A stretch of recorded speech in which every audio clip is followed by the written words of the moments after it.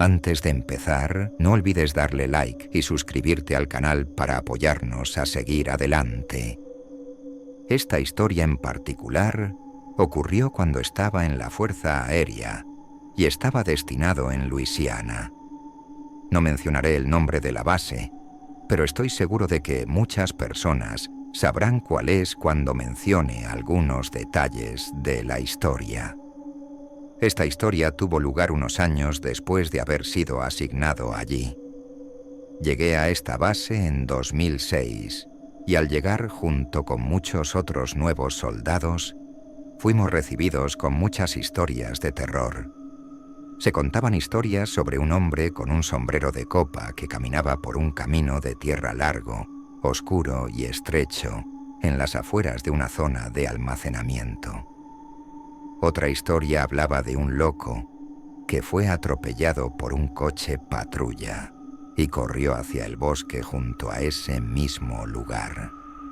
Pero mi historia se relaciona con otro relato que me contaron. Era mi segunda noche de servicio, según recuerdo, y estaba asignado con un aviador que llevaba varios años allí. Me contó sobre una niña que solía visitar a su padre cuando se estaba construyendo el área de almacenamiento en la que trabajábamos, mucho antes de nuestra época. La historia decía que la niña estaba jugando en una de las estructuras mientras su padre trabajaba, pero cayó al vacío y murió al resbalarse desde lo alto de la estructura.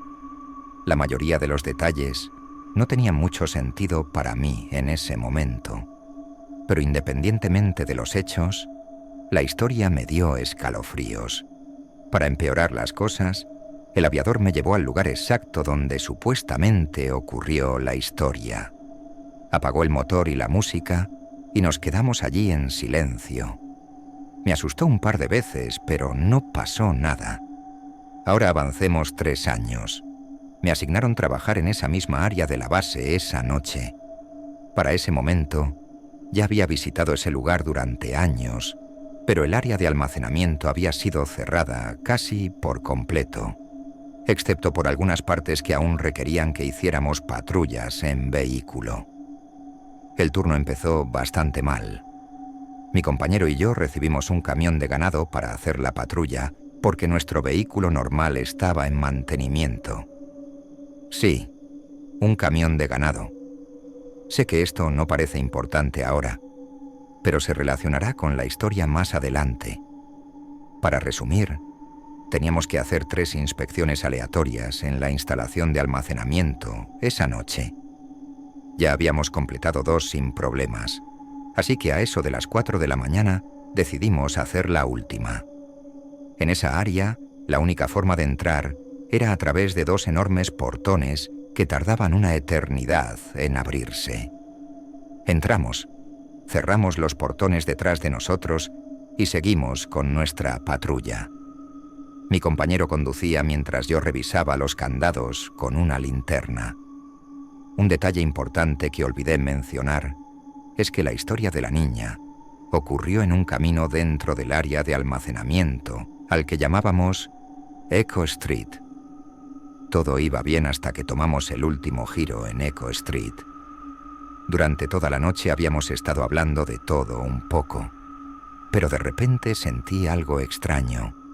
Algo se sentía diferente, pero no podía identificar qué era.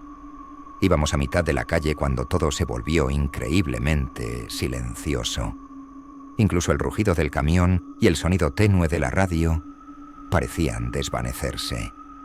Cuando nos acercamos a la estructura de la historia, giré mi cabeza hacia la ventana opuesta y de repente escuché algo que casi me hizo orinarme.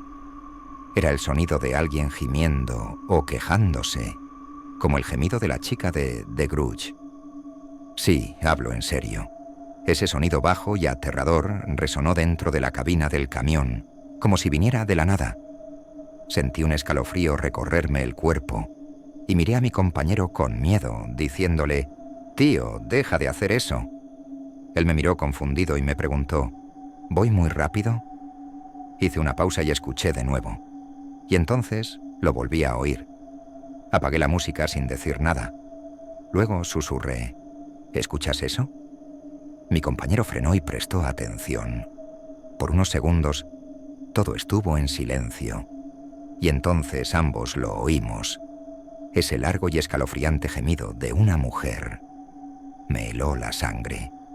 Sonaba como si alguien estuviera luchando por respirar, tratando de tomar aire mientras algo la asfixiaba. Mi compañero, con la voz temblorosa, preguntó: ¿qué demonios es eso? Nos quedamos esperando, como unos idiotas, para ver si lo oíamos otra vez. Y lo escuchamos de nuevo, esta vez más fuerte, como si viniera tanto de dentro como de fuera del camión, como si algo nos estuviera rodeando. Sin decir palabra, mi compañero metió el cambio y aceleró como nunca antes en esa base. Tomó una curva tan rápido que casi volcamos, pero no nos importó. Llegamos a los portones y yo salté del camión para abrirlos lo más rápido que pude. Mi compañero vigilaba mi espalda mientras lo hacía. Salió con el camión y esperó a que los cerrara. Cuando terminamos, volvimos corriendo a la base principal y pedimos hablar con el jefe de turno. Esperábamos que se burlara de nosotros o pensara que solo estábamos imaginando cosas por el cansancio. Pero en lugar de eso nos dijo: les creo completamente. De hecho, algo parecido me pasó 2 veces. Una en ese mismo lugar y otra en el edificio que está detrás de ustedes. Nos señaló la cárcel de la base.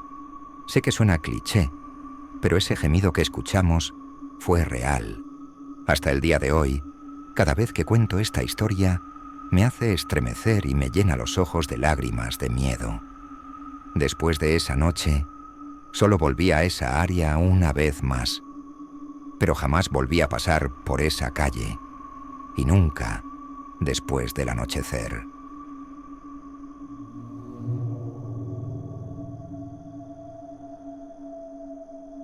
No le he contado mi historia a muchas personas, solo a mi esposa y a unos cuantos amigos cercanos. Ocurrió cuando estaba destinado en el ejército como operador de radio durante la guerra de Vietnam, y hasta el día de hoy no lo he olvidado. Era un recluta joven, recién salido de la escuela secundaria, y no sabía casi nada sobre la guerra. No tenía ni idea de en qué me estaba metiendo ni por qué, pero lo único que sí sabía era que tenía un deber con mis compañeros. Llegamos un viernes por la tarde y nos subieron a varios autobuses para llevarnos a los barracones. El aire estaba súper húmedo y el suelo empapado por una tormenta que acababa de pasar por la zona. Recuerdo muy bien el trayecto y cómo olía a alcantarilla. La primera noche fue tranquila y sin incidentes, pero se sentía una tensión en el ambiente mientras los instructores nos contaban historias de miedo durante el entrenamiento. Me acuerdo de la media luna en el cielo, asomándose entre las nubes mientras todos nos sentábamos a contar chistes. Yo no era muy bueno para eso, así que solo me dedicaba a escuchar. Mi trabajo era manejar las comunicaciones entre mi unidad y el resto de los nuestros, para que todos supieran lo que pasaba en cada lugar. Cargaba una caja en la espalda, que era del tamaño de las radios de aquella época, además de un montón de equipo y suministros. Me asignaron rápido a una unidad muy unida que acababa de perder a su operador de comunicaciones por una mina. Recuerdo la primera vez que tuvimos contacto con el enemigo. Fue el ruido más fuerte que he escuchado en mi vida. Estábamos en una zona densa de la jungla y no podíamos verlos, pero en cuanto empezaron a dispararnos, nos agachamos y respondimos el fuego. Fue un caos total. Pareció durar una eternidad, pero probablemente solo fueron unos minutos antes de que avanzáramos para asegurar la zona. Fue la primera vez que vi de cerca al enemigo. 3 soldados del Vietcong muertos, tirados en un charco de su propia sangre. No podía creer que hacía unos minutos esas personas estaban vivas, jóvenes como yo, con hermanos, hermanas, padres. Quizás estaban relajándose antes de que llegáramos, y ahora ahí estaban, inmóviles. Pero en ese momento me sentí justificado. Eran el enemigo. Si no hubiéramos sido nosotros, ellos estarían ahora parados sobre nuestros cadáveres. Días después, nos mandaron a otra ubicación donde la cosa estaba más fea y había muchas bajas. Me acostumbré a la violencia y vi morir a muchos de los nuestros de formas horribles. Un día, mi sargento me dijo que alguien quería hablar conmigo. Era un hombre mayor, como de unos 50 años, que se veía completamente fuera de lugar. Su actitud era calculadora y fría, y hasta mi oficial al mando parecía volverse un sí señor con él.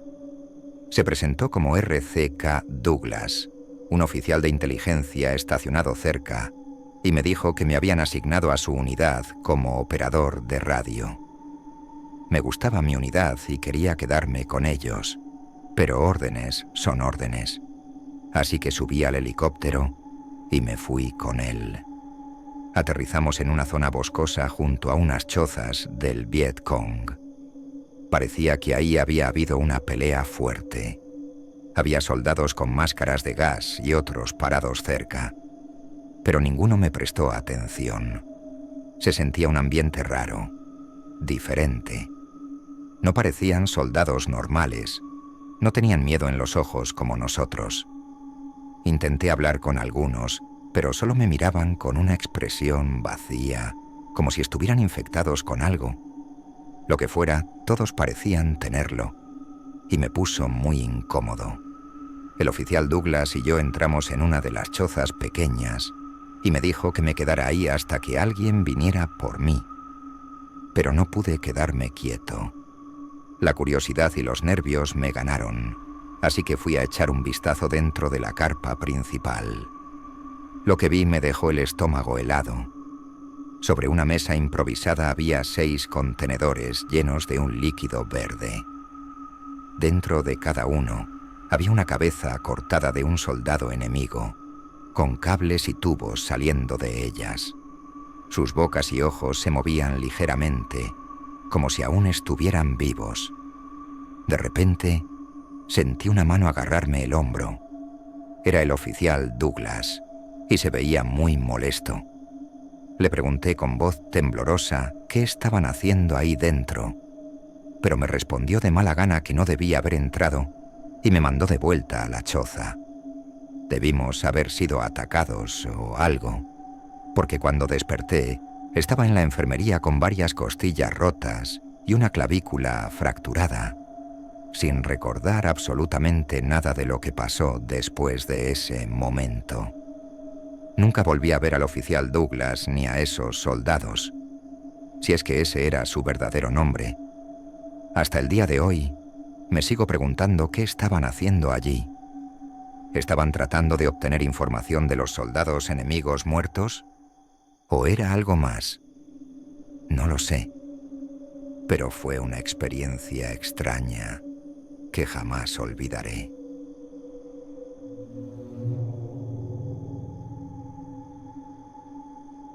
Todos los nombres en la historia serán cambiados y todas las ubicaciones serán omitidas. Esta experiencia me ha dejado muy paranoico de muchas maneras. Era ya muy tarde en la noche. Podía sentir el golpe de mi corazón dentro del pecho mientras nuestro vehículo blindado salía del camino de grava, abriéndose paso a la fuerza entre la maleza densa. Habían pasado semanas desde que la unidad Bravo se quedó en silencio, desapareciendo como humo en un día ventoso. La llamada de auxilio había sonado entre nuestras comunicaciones más temprano, una señal inesperada de vida de nuestros compañeros desaparecidos. Pero lo que más me atormentaba no era su repentina reaparición, sino el contenido de su mensaje, una serie de números repetidos sin cesar. Sargento Davis, ¿estás seguro de que este es el lugar? Pregunté a través del ruido estático de la radio que rompía el silencio en el escuadrón. Eso es lo que confirmó el mando. Prepárense. respondió Davis mientras nuestro vehículo se detenía. La niebla densa parecía empeorar. Desembarcamos en lo desconocido, el silencio de la base abandonada volviéndose cada vez más inquietante. Los edificios se alzaban como cascarones vacíos, con ventanas rotas y puertas entreabiertas. Un lugar que hasta hace unas semanas era una base militar activa, ahora era un pueblo fantasma. Davis nos ordenó en un susurro que nos mantuviéramos alerta mientras avanzábamos. Nuestras botas crujían sobre el vidrio roto y los escombros. Había signos de una lucha por todas partes. Muebles volcados, trapos ensangrentados y municiones esparcidas por el suelo, pintando un cuadro del caos que había ocurrido recientemente. La base, antes llena de actividad, ahora estaba sepulcralmente silenciosa, excepto por nuestras respiraciones contenidas y el eco lejano de la transmisión de números. A medida que nos acercábamos al centro de mando, la transmisión se hacía más fuerte. Un canto constante que se clavaba en mi mente, su significado tan esquivo como las sombras en la niebla que nos rodeaba. Entramos al centro de mando y lo encontramos vacío. El aire era pesado y el único destello de luz provenía de las consolas parpadeantes. Los altavoces de la radio chisporroteaban con estática, repitiendo la misma secuencia de números una y otra vez con una voz monótona. 5. 824.7. ¿Qué significa eso? Susurró la cabo Lee, con los ojos muy abiertos mientras escaneaba la habitación. El comandante Haskins podría haber sabido, dijo Davis. El comandante Haskins era el líder de la unidad que había desaparecido junto con su equipo. Seguimos explorando la base, buscando alguna pista, algún sobreviviente, cualquier cosa. Pero fue el laboratorio lo que lo cambió todo. La puerta estaba colgando de sus bisagras, como si la hubieran forzado. Adentro, el aire estaba impregnado con el olor de la descomposición y los químicos. Frascos rotos y equipo volcado indicaban que algo se había detenido abruptamente. Y entonces los vimos. Los cuerpos, miembros de la unidad Bravo, o lo que quedaba de ellos, estaban esparcidos por el suelo, sus rostros congelados en expresiones de terror. Fue una masacre, pero la causa no era clara. No había heridas de bala ni signos de lucha en sus cuerpos. Lee señaló con el dedo tembloroso hacia una esquina de la habitación. Entre un montón de notas de investigación y experimentos abandonados apresuradamente, yacía el cuerpo del comandante Haskins. En su mano rígida y sin vida, un cuaderno. En él, los mismos números 5-8-2-4-7, garabateados con una caligrafía temblorosa. Debajo de los números, una sola y escalofriante frase: «Vienen por nosotros». La revelación nos golpeó como un puñetazo. Las preguntas se multiplicaban en mi mente. ¿Quién venía por ellos? ¿Y si la llamada de auxilio no era un grito de esperanza, sino una advertencia? Fue entonces cuando la realidad de nuestra situación nos golpeó. El aislamiento, el silencio perturbador, solo interrumpido por la voz insistente, repitiendo los números. No éramos los rescatistas, éramos las próximas víctimas. El pánico se apoderó de nosotros cuando la base pareció cerrarse a nuestro alrededor. La niebla afuera se sentía más densa. No había otra opción. Teníamos que huir. Corrimos a través de la niebla, guiados por la luz lejana de nuestro vehículo. Pero entonces, justo cuando el vehículo apareció en nuestro campo de visión, una sombra emergió entre la bruma. Un escalofrío más frío que la muerte recorrió mi columna. Aquel hombre, o lo que fuera, envuelto en sombras, se movía hacia nosotros. «Tenemos que irnos ya», gritó Davis, sacándome del trance. La urgencia en su voz reflejaba un miedo primitivo que compartíamos todos. Nuestro entrenamiento nos había preparado para muchos tipos de enemigos. Pero no para esto. Nos apresuramos a subir al vehículo. Lee, con manos temblorosas, tomó la radio y con una voz quebrada por el miedo, transmitió: «Aquí Unidad Alfa llamando a mando. Mayday, Mayday. Necesitamos extracción inmediata de la zona, Bravo. ¿Nos copian?» La radio crujió. Los números interrumpieron su súplica. 5824.7. No podía sacudirme la sensación de que esos números significaban algo que no comprendíamos.